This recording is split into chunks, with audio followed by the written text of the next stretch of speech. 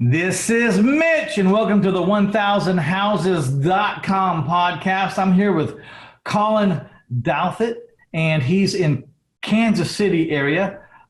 He's a buy and hold guy, kind of had a miraculous start right out of the chute, goes from 0 to 70 doors in like overnight. So I thought he'd be an interesting guy to talk to. He's also has a local construction company and a local property management company because, hell, if you're going to manage that many properties for yourself, why not just pick up a few customers and help them cover the overhead? Exactly what I did when I encouraged my daughter to start noteservicing.com. Moat as in a moat around a castle, M-O-A-T, note servicing, because I was servicing hundreds of notes that I own. So why not take on some other customers to help pay for all that software and all that good help? Mm-hmm. Well, you know, if you're in the state of Texas and need your note serviced and don't want to do it yourself, check it out, noteservicing.com. Also, really quick, Colin, before we get started, I got to pay the bills here yet again. So this episode is brought to you by taxfreefuture.com. If you don't have an IRA or a 401k or a solo 401k for solo business people, or a health savings plan which defers taxes on your gains, or a educational savings plan, or any kind of retirement plan, man, you are really missing the boat. You won't believe what your financial advisors are not telling you. We're going to tell you what they're not telling you. We're going to tell you why they're not telling you. And then you can do with what you want. But we're going to give you 37 little video vignettes to explain to you how powerful these programs are and why you can be one of those people that everyone's cussing because you don't pay any taxes. You know, I want all y'all who are bitching about that to stop, because you can use the same rules that all those people use, and there's a reason why it's done. It proliferates a lot of different things in a lot of different areas. So, you know, those guys that use those, you can call them loopholes if you want, but they use the laws and they pay minimal taxes, if any at all, because it's designed to promote an economy. So anyways, check it out, taxfreefuture.com. All right. Sorry about all that, Colin, but you got to pay the bill. I understand. All right. So tell us a little bit about your background. Where are you from, and who were you before real estate? And then how did real estate come into your life?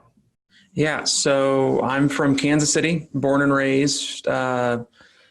Then educationally, I went to college for engineering. I pretty much like to say I'm pretty well overqualified for this job. I've got 2 undergrad engineering degrees, a master in engineering, and a PE license. And, sputtered around in the corporate world for about 7 years. And then after I got let go, they decided they didn't want me around anymore. I was already under contract on my first property and just kind of let it ride from there. It's like, well, let's see what we can do with this, and started building aggressively after that. Amazing, right? May I ask you, you don't have to answer if you don't want to, how much did you spend on your education? Oh, well, I don't know. My parents spent some money. I had a football scholarship and an academic scholarship, so I didn't really keep tabs. Oh, okay. So, okay. Mm-hmm. I understand. Too much, I'll tell you that. I mean, 5 years of undergrad. What do you think it was worth?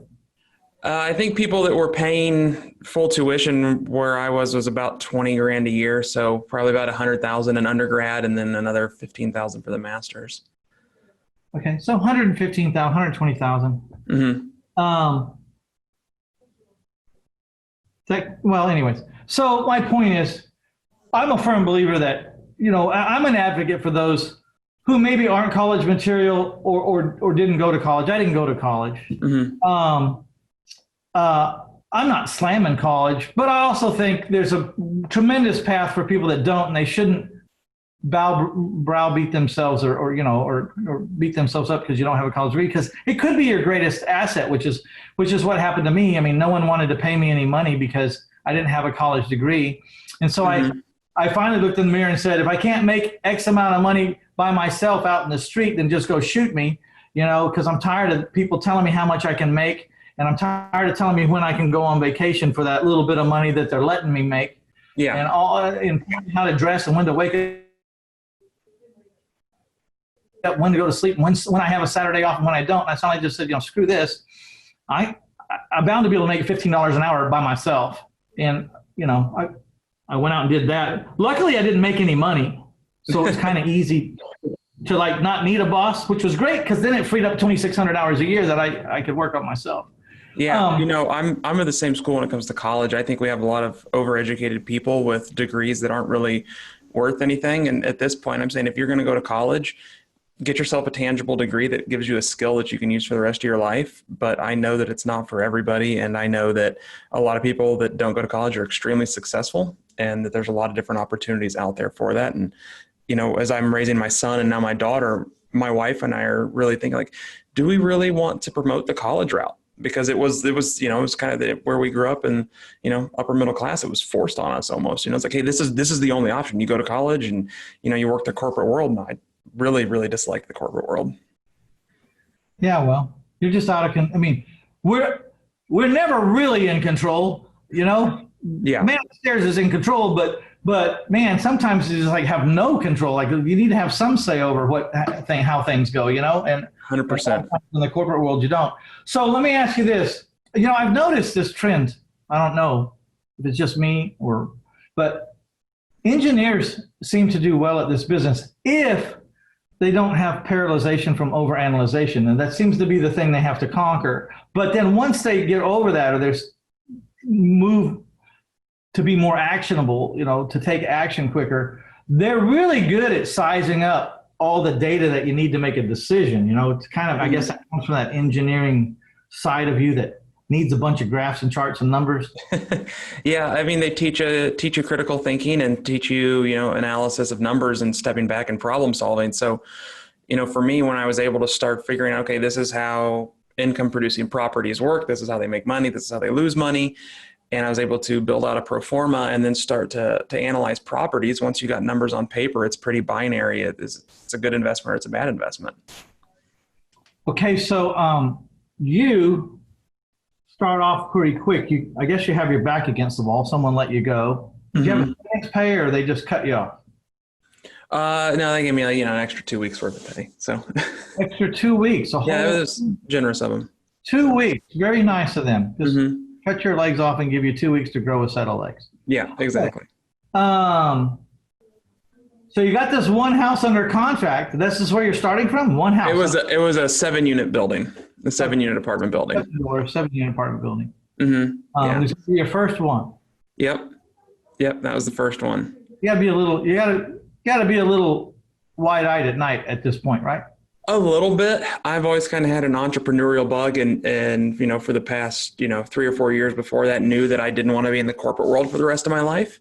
And so my wife and I had made a very intentional decision to keep our cost of living very low to where we could live off just either her or mine income, so that planning on me making the jump someday. But when the jump gets forced upon you, you're just glad that we were, in that spot financially where, we could still survive off of her comfortably. Okay, so that's good. And I always tell everybody, man, I don't care who you are. You got a day gig or you got a corporate gig, you got to have a plan B or at least an extra credit plan that can turn into your plan B, because you got to be ready for when they just decide to throw your ass away. Because you don't suit them anymore. So man, always have something on the side that you're honing or working. The other thing is never stop growing. Don't stop growing in your job, but after you've mastered what you need to do to make someone else some money, why don't you get on a educational path to master what you need to do to make yourself some extra money, so maybe you can get independent faster and be able to enjoy this life and be who you're supposed to be. Because not everybody's meant to work for someone until they're 65 and then retire on pennies, Yeah. And so, that last year before my termination, I had been avidly reading books, Audible, podcasts, all that sort of stuff, just consuming as much information as I could about real estate and real estate investment, buy and hold investments, particularly knowing that, after I started getting into it, I was like, I think this is a route I want to pursue, with the goal of, I was under contract on my first, that 7-unit, when I got terminated. So I'd already put the ball in motion, and I just had to then. No turning back for you.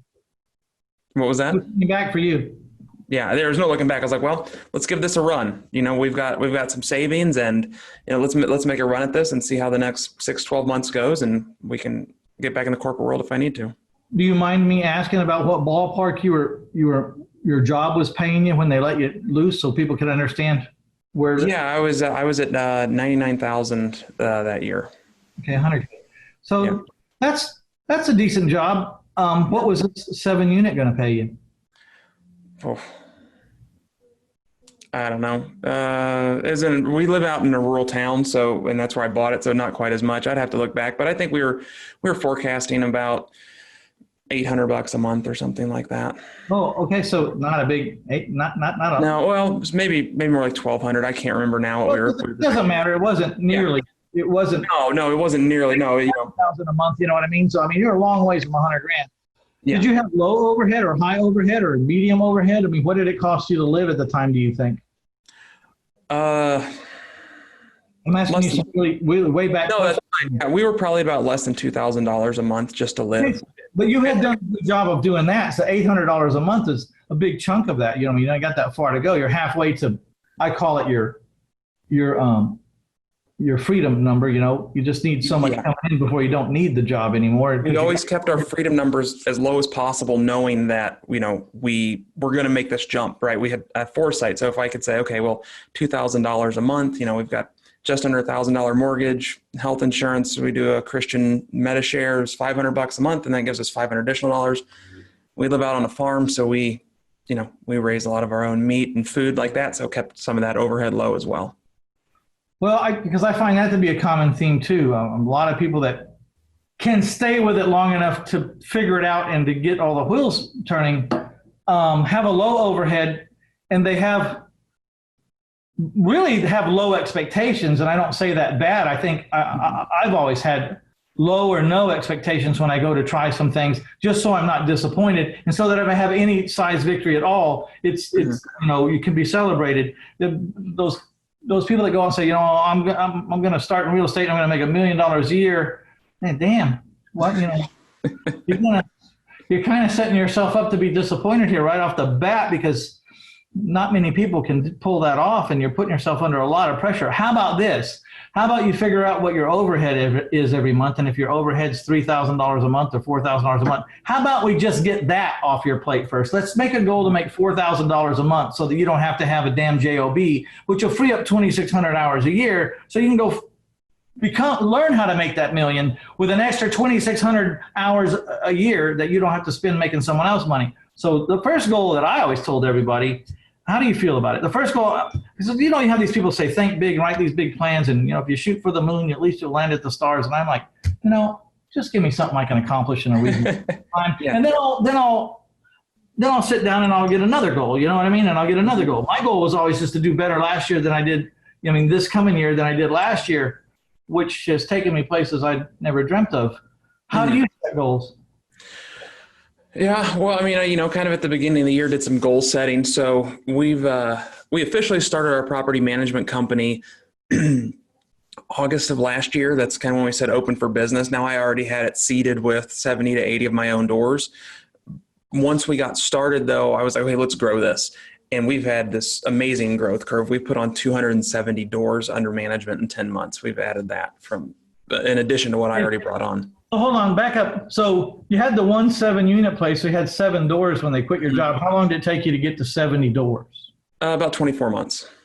See, that's incredible, I think. I think you're a smart guy. Maybe a little luck and timing in your market and all that jazz, but probably 99.9% of the work and everything you did made you really lucky. Yeah. You create your own luck, right? It's all hustle. It's all, building relationships and just developing all that stuff. So it makes perfect sense. You gotta manage these 70 doors. So why not manage some stuff for some other people? You already got the construction crews. You already got the plumber, the electrician, the roof fixer guy, the hot water fixer guy. You got all these people. You know who to recommend. If you can make a little money, offset some of your overhead by sharing your expertise with some people that has a onesie-twosie house and doesn't have time to get all this stuff done because they have a job and this is part-time for them, right? Yep, absolutely. Or working with out-of-state investors as well. Yeah, perfect. I understand it very well. This is how people say, well, man, you're all over the place. You have 8 businesses, Mitch. I said, not really. There are things I were doing anyways.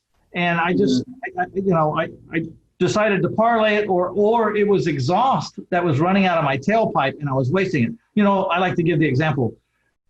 If you own a sawmill where you turn trees into boards, I mean, part of the result of that is you're going to have a big pile of sawdust over there. Now, you either got to pay to throw that sawdust or take it away somewhere because it's going to eventually bury your whole job site. Yeah.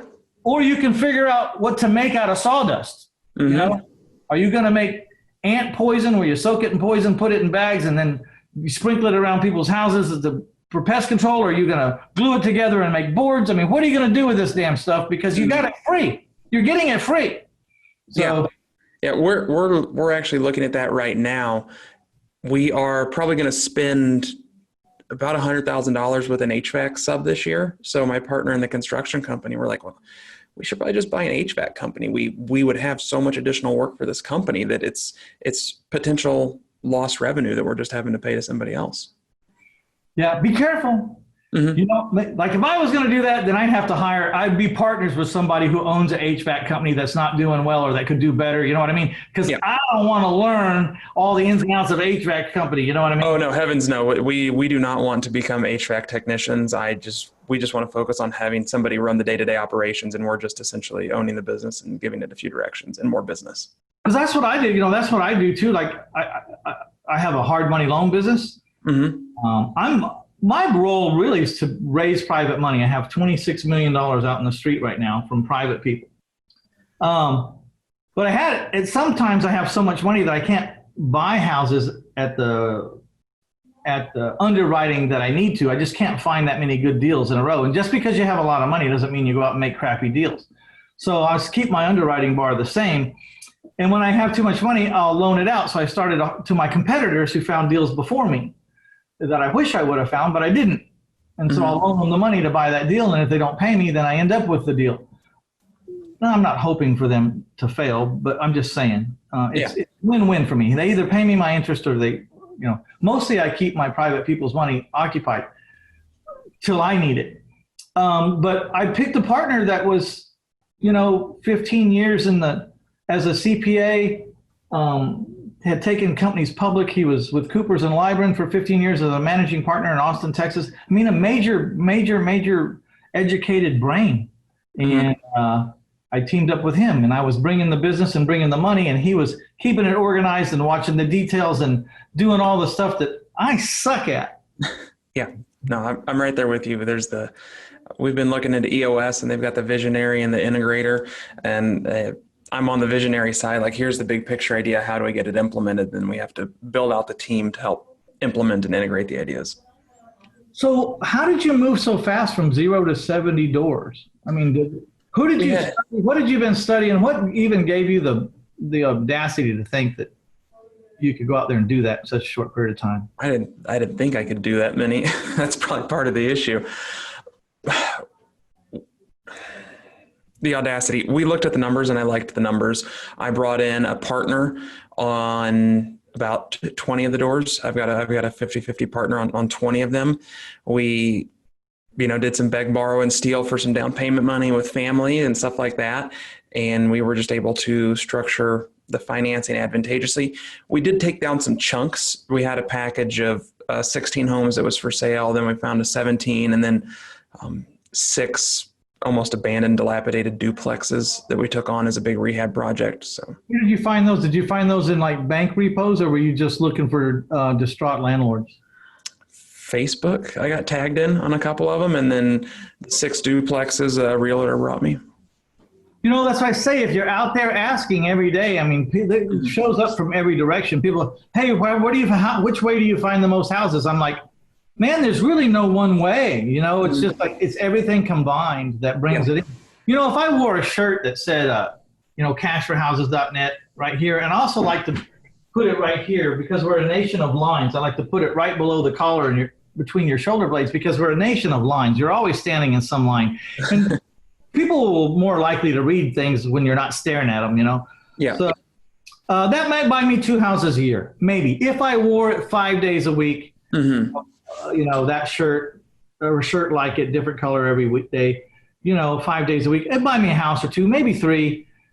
Signs on my car, maybe 2 or 3. But everything combined starts to add up. So Yeah, exactly. We've looked at that, what advertising do we really need to do out here for some of our business? Do I want to put a Atlas Property Management wrap on my truck or something like that? And I'm thinking, well, 98% of my investors are out of state and word of mouth and referrals. So it doesn't really get me anything like you. Maybe it'd get me 1 or 2 single family houses a year under management, right? But it's not going to blow me up. Yeah. By the way, I always drive a pickup truck. I'm down here in San Antonio, Texas. The tailgate pulls 4 to 1 over the doors. Really? Yes. We're a nation of lines. Right. It's true. And, everywhere you're at, you're in a line, Mm-hmm. your car and wherever you're at. So always pay attention to the back and to the back, because that's where it is. I actually, inserted certain numbers so I would know. And okay. it was easy. I understand. Yeah. So what is there a special thing you are doing for advertising to find landlord type doors or apartments, small apartments? Really, it's been networking for me.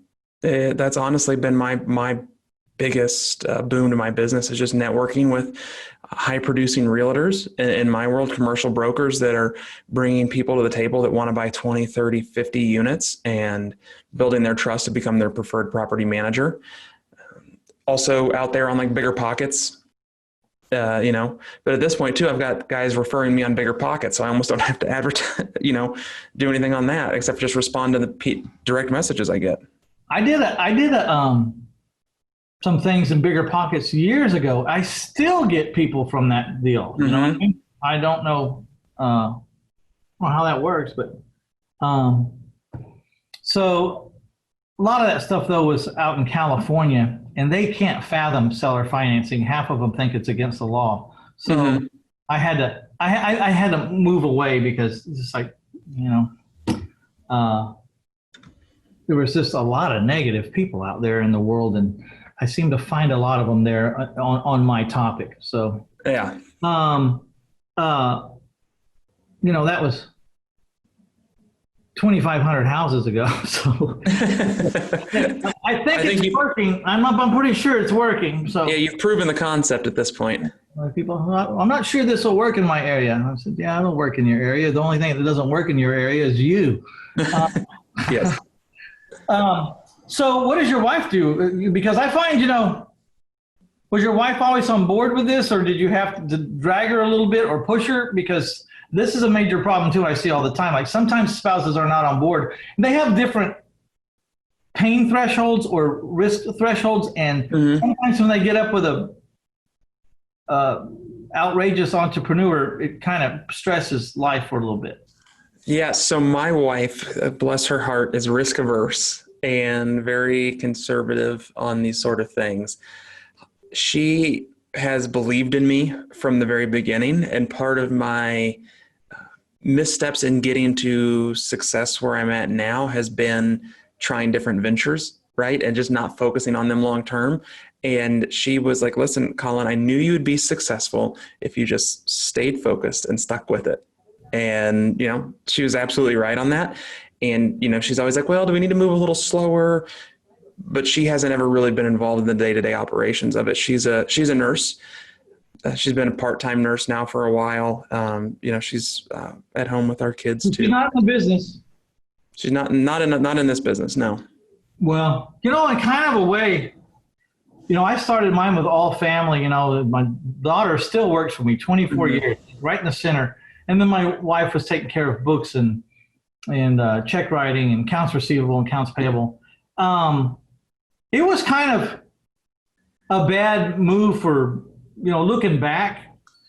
I wish I would have done it different, although I don't know if I even could have, because I needed people that weren't charging me a lot of money to get me off the ground, Yeah. They were putting in their time and not asking me for a lot, because it was our business. It was for us.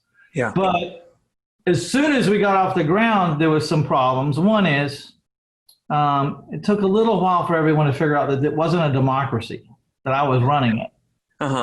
And sometimes, I would make decisions against their will, but it's like, you guys are supporting something I've created. You're not creating any, so, and my creative person has to go here. And I made the mistakes too, getting into too many different strategies too fast, and everyone's saying, we told you so. And okay, well, I learned my own way. But the other thing was, once you started being really successful, which was years out, I couldn't go on vacation without shutting my whole damn office down, because if I took my family on a vacation, there was like nobody left, and so that wasn't good. And part of the whole reason that you want to be successful, right, is so you can have the time freedom to be with your family. So yeah, 100%. With the birth of our second child this last fall, my wife's on maternity leave, and we started toying with the idea of her coming to work with us at the property management company. She kind of decided, well, I don't know that these are really, I don't know that I really want to interact with tenants. Maybe I'd be more of the internal stuff.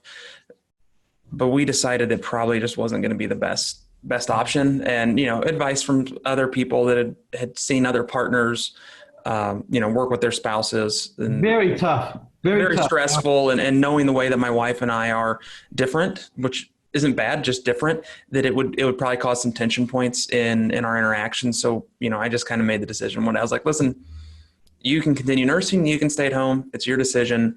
But I don't know that us working together is the best long-term solution for the family. Here's an idea though. She could be instrumental because I find women are good at this. And I can already see the emails. But I think sometimes they can judge people faster and easier. So maybe she's just to help you hire the right people, to get those people to get them to get them going. She does have a good intuition on that I lack. I've been accused of having a Pollyanna complex, so I only want to see the good in people. And she's like, hold up just a second on that. That's me too. Like, well, he's a cool guy. Yeah, this guy's, I don't care how cool he is. He's not the right guy for the job. Yeah, no, we had a learning experience through last fall and early this winter. And if I would have listened to her, I probably wouldn't have been in the headache. We started testing people, giving them the disc test and looking for certain things, Yeah. A lot of things, really. Mostly we want them to be all the good stuff. Responsible, honest, timely, punctual, organized, all the good stuff. And then we want like these two things, Depends. Like if they're salespeople, then I want them to like not have good personal money management skills. So they're always, like if they make a lot of money, they take it right up. They're living right up to the top. And the other thing is I don't want them to have an entrepreneurial bone in their body. So I'm testing really hard for that. Now, turns out I can't stand people not to do well. So if I see someone who's not a good personal money manager, I can't help myself. I go have a talk with them, say, let's open up a 401k. Let's get you some, get you in the direction. But I don't want them to have entrepreneurial tendencies because I just don't want to deal with the turnover very much. I want people to be with me for 10 and 15 years and 20 years. Yeah, absolutely. Absolutely. Yeah. I don't want to have somebody that's trying to compete with me and wanting to leave. I do want to develop that continuity and longevity as well. So 70 doors. How many people you got? Mostly subcontractors? You got anybody that's on the payroll? Tell me about your so back then or where we're at now? Where you're at now. So now we're at 350 doors under management, and we'll have 400 by the end of August. With what we've seen in the pipeline, we've got 2 property managers, a bookkeeper, an office admin, and a maintenance coordinator. And then I have a partner on the construction company that's in charge of all the operations. And we've got 5 maintenance guys out there as well. Are these guys also a lot of payroll, huh? And a leasing agent. She's commission only, the leasing agent is. But yeah, everybody else is payroll. Yeah, I tried to get as many people in my organization as I could paid upon success. So I was paying for the money to hit the table. But I have a small nucleus at each company that, you got to have someone who shows up no matter what. And I don't know. There's pros and cons to both ways. Absolutely. So what's in the future for you? I know you're trying to grow your property management company. Why don't you give a little pitch here? Where are you looking for business, and what are you doing? Yeah, so we're focused probably within about an hour radius of the Kansas City metro area. And, we're looking to continue to work with out-of-state investors that are looking to invest in the Kansas City area. We're getting having a lot of success with out-of-state investors right now. There's a lot of good opportunities with high returns in this area, single or multifamily. We're hoping to be at 500 doors by the end of the year. And if this trend continues, our goal for the end of 21 is 1,000 doors under management. Okay, cool. We have a goal of 3,000 notes to manage. We're getting close to 1,000 right now. Tell me how you feel about this. I actually didn't advertise and started out tremendously slow so that I didn't, get overloaded and figure out that I was not equipped yet or not mentally ready or didn't have things in place. So I was trying to grow really, really slow so that if I had a chink in my armor, I would find it without disappointing a whole lot of people at one time. I was trying to just build up grassroots, I guess you'd say, slowly, so that I was prepared to handle the weight every time I would add another 100 people, Yeah, absolutely. We did that for the first 2 years, essentially, because I implemented my property management software about month 12. And so I had time to develop that and figure out how all that was working before we brought on additional investors. Did you invent your property management software? No, we use Buildium. We're really happy with it. It's all web-based. They do a great job, and clients like it. We like it. So can you spell it for me? Buildium. Buildium, Buildium. Okay. And that's kind of a landlord software. Yeah, full service property management. It's really nice because it's all web-based. So, when we're on the go, we can handle that. It does tenant background checks. It does online payments. It does retail cash payments, distributes money, remote check printing, remote mailers, printing, all sorts of features it's got. Wow. Why would you go invent that? That's a whole nother thing. Somebody else spent a lot of time doing this and a lot of money, and I will gladly pay them a monthly subscription fee for it. Yeah. Part of the secret of successful people, man, know when to delegate. Mm-hmm. All right. Well, anything, I'm going to send everyone to the show notes to 1000houses.com/Atlas, ATLAS. You can go there and learn more about Colin Douthit and check out, if you're in the Kansas City area and you want to talk to him about either his remodeling company or you have a construction company, right? Yeah, exactly. Construction company or property management company. All the details will be over there. And by the way, Colin, that's an evergreen situation. So if you ever write a book or have a seminar or whatever, and you want to post it back in there, we get about 24,000 downloads a month. And I think the average download per episode for the beginning months is like 800 or 700, 900 downloads average per new episode. So anything you want to add there, just have your people call my people and they'll get it all put in there. And whenever you need to change it, you just change it. So sounds great. You're current. What words of wisdom, I always like to ask, do you have to the person that's out there that desperately wants to quit their job or wants to be in control? They're having a little trouble getting off the fence or moving. I would say don't be afraid of failure. That's been the biggest one is you're going to fail at some point. Everybody does, and just treat it as a learning experience.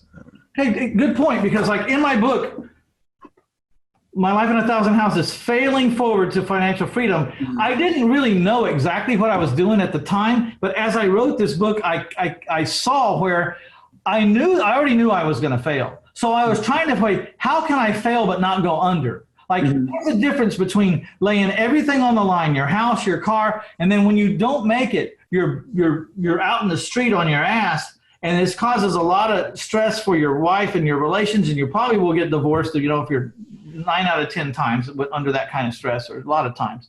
And so I was saying, how can I fail without going under and then learn from my lessons and go back out? So I had created like the moat theory. You build a moat around your basic needs or your freedom number, and you get that coming in, and you never risk that again. All the money you make over that, you can go out and gamble. If you lose it all, it's okay. Just come back over the drawbridge into your moat, and everything's paid for in there. Your house, your electric, your cars, your insurance, is paid for.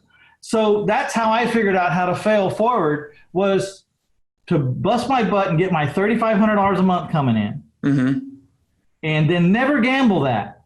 Yeah. Then if I make more money, I put that on the side. Now I got research and development money, and I can go out and try a new strategy, or I can take a seminar and maybe I waste that $3,000. But you know what? It doesn't matter. I just go back inside my castle to pull up the drawbridge, stay inside my moat, and I'm okay. I recover. I make, save some more money and figure out what I did wrong last time. And then when I drop the drawbridge, I'm better, smarter, and I go out because I learned from just what you said, learn from your failures. Yeah, absolutely. They're only wasted time if you don't learn anything from them or you quit. Yeah. Yeah. Another one that I heard that they just kind of go hand in hand that's similar was, fail fast forwards. Just get the failure out of the way quickly. But then if you're rolling out a new product or a new service or whatever it is, they said, put out your MVP, put out your minimum viable product. Just get something out there to at least get it started, and you can refine it along the way. Because if you're going to wait for it to be perfect when you roll it out, you could be 180 degrees off what the market's demanding, and you spend all this time perfecting it just to have to rebuild whatever you did. Yeah, not to mention that you could be bringing in a little bit of money while you're perfecting it instead of bringing in nothing, nothing for a long time. That's especially true when you want to develop softwares, programs and stuff, because the offshoots and the things that you could make it do never end. Yeah. So you need an MVP. So yeah, all right, man.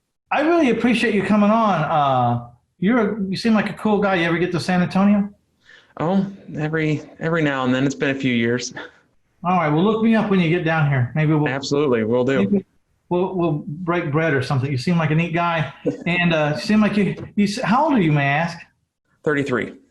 I hate you people. 33 and doing. I feel like I'm behind the curve a little bit sometimes too, Mitch. That's the bad part. I didn't start till I was 34, 36 from the beginning, like my first house. So you're way light years ahead of me. I was a very late bloomer. I did everything between 36 and 59. Okay. Found where I belonged. I was always a hard worker. I always had my day job or my bartending job and then the entrepreneurial thing of the month to try to get on. Took me a long time to find myself. No one ever, they didn't have this kind of stuff. Yeah. They didn't have podcasts. They didn't have webinars. No one was sharing anything with us. We would go to school and they would tell us what they tell us, and no one really told us how to make it in the world. They taught us how to add and subtract and how to speak English and write English, but other than that, they really didn't teach me too much. No, and they still don't teach it. You have to go find it on your own. Probably the greatest thing I got, and you took the same path, was athletics. I mean, football. I mean, that's where I learned to get up. Mm-hmm. That's where I learned how to get knocked down and get back up. 110%. I had quite a few injuries, and I torn both my ACLs and playing college football, and stuff hurts, on a daily basis. And I look back, I'm like, would I do it again to have a healthier body? And I was like, I wouldn't be the person I am today without what I was taught through football and sports. Yeah. When it's 107 out there and you're in full pads and you're watching some yahoo get on the bus with your girlfriend through while you're sitting on the field, you get tough fast. You don't want to be there. You got to be there every day. And you got to make it 3-4 hours sometimes. Back when I played, they didn't give you friggin' water. They didn't give you water for 4 hours, 107 full pads. I mean, if you needed water, you were a wimp. I think it was my junior year when someone died of dehydration in the state, and they finally passed the law, and they had to have buckets of ice at every workout station on the field for practice. And we were all out there that day, and there were all these buckets of ice sitting around on the field, crushed ice. And no one would go get a handful of it. We were all looking at it like it was a rattlesnake. Like, what is that over there? Why do they have ice? Someone says, I don't know, but I sure want some. I said, I ain't going to go get any. I'm not going to go get any ice. That was a different time. This is a test. They're trying to see who wimps out and goes and gets ice. Then they came out and told us that they had to put ice at every station, and they explained to us how it was going to be and that we could have ice. And holy cow. What a difference it made. I could actually swallow halfway through practice. All right. I don't know why I got off on that story, but it was about mental toughness and about toughness. So absolutely. You got to be mentally tough, man, no matter what you're doing. We're out of here. This is Mitch Stephen. This episode was brought to you by taxfreefuture.com. Please go there, watch the 37 little video vignettes. You won't believe what your financial advisors are not telling you. If you do not have a tax deferred or tax free retirement plan in which you can grow your finances tax free or tax deferred, man, you have no idea the size of the tool you are missing in your tool belt. Please check it out. It's free to check it out. And there's a lot of information there. You'll be impressed. I promise you. Taxfreefuture.com. All right, we're out of here, Colin. Bye now. All right, thank you.